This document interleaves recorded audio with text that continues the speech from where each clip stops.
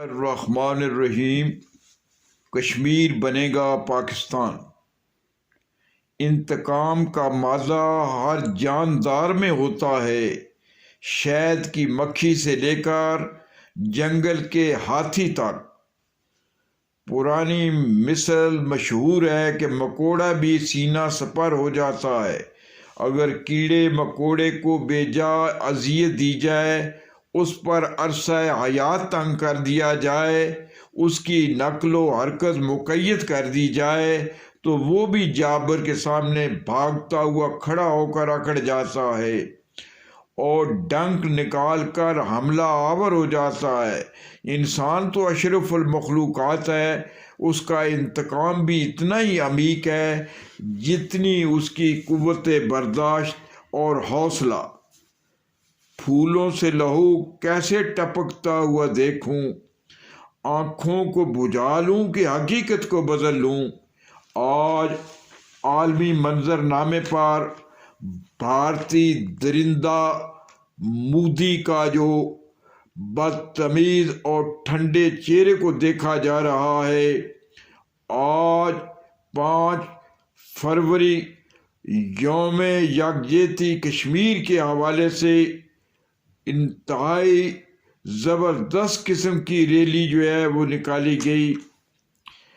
مجلس اقوام متحدہ کی تمام قراردادوں کو بھارت نے تسلیم کرنے سے بڑی ڈٹھائی سے انکار کر کے اپنی روایتی تنگ نظری اور تعصب کا ثبوت دیا ہے۔ ہم اپنے کشمیری بھائیوں کو تا دم عزیز فراموش نہیں کر سکتے۔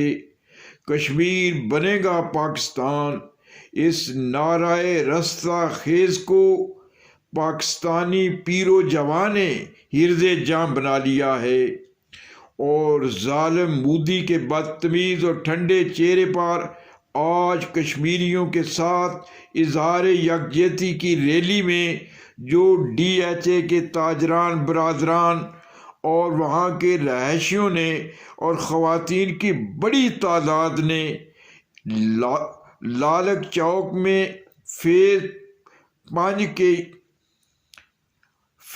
5 کی بزنس کمیونٹی کے چیئرمین سید افتخار بخاری اور صدر جناب نعیم سلیمی، ممتاز سیاسی و سماجی شخصیت امیر عبداللہ خان نیازی کی معیت و سربراہی میں یہ ریلی نکلی، جس میں بڑی تعداد میں مرد و خواتین نے حصہ لیا۔ لیا سے دینی شخصیت حافظ محمد اقبال سیالوی نے نعیم سلیمی صاحب کی خصوصی استدعا پر شرکت کی۔ آج پوری دنیا بھارت کے ظلم و جبر پر خاموش تماشائی بنی ہوئی ہے، اور جو ظالم پر لعنت نہ کرے وہ بہت بڑا ظالم اور لعین ہوتا ہے۔ عادل سایہ دار درختوں کی آبیاری کرتا ہے، اور ظالم کانٹوں کی دلداری کرتا ہے۔ جن کی آنکھوں میں نور نہیں ہوتا وہ ٹٹول ٹٹول کر اپنا راستہ تلاش کر لیتے ہیں، لیکن جن آنکھوں کے نور بہہ جاتے ہیں وہ دوسروں کے راستے روک کر کھڑے ہو جاتے ہیں۔ اس وقت دنیا کا سب سے ظالم و جابر بھارتی درندہ صرف مودی، جس کے بدتمیز اور ٹھنڈے چہرے پر امیر عبداللہ نیازی، سید افتخار بخاری، جناب نعیم سلیمی نے زناٹے دار تھپڑ رسید کیا ہے۔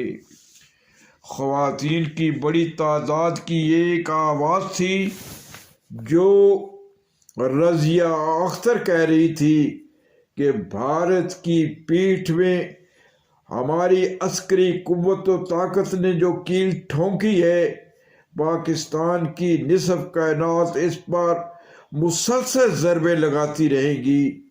بھارتی درندہ مودی نے کشمیری بیواؤں کے صحن، چوپال اور یتیموں کے دروازے گزرگاہوں میں بدل دیے ہیں، اور وہ دن دور نہیں ہے جب کشمیر آزاد ہوگا۔ اس وقت سری نگر کے چناروں میں جو آگ لگ چکی ہے وہ شعلہ جوالہ بن چکی ہے۔ اب آزادی کے ان شعلوں کو دنیا کی کوئی طاقت سرد نہیں کر سکتی۔ منشا قاضی، حسب منشا، یوٹیوب، لاہور۔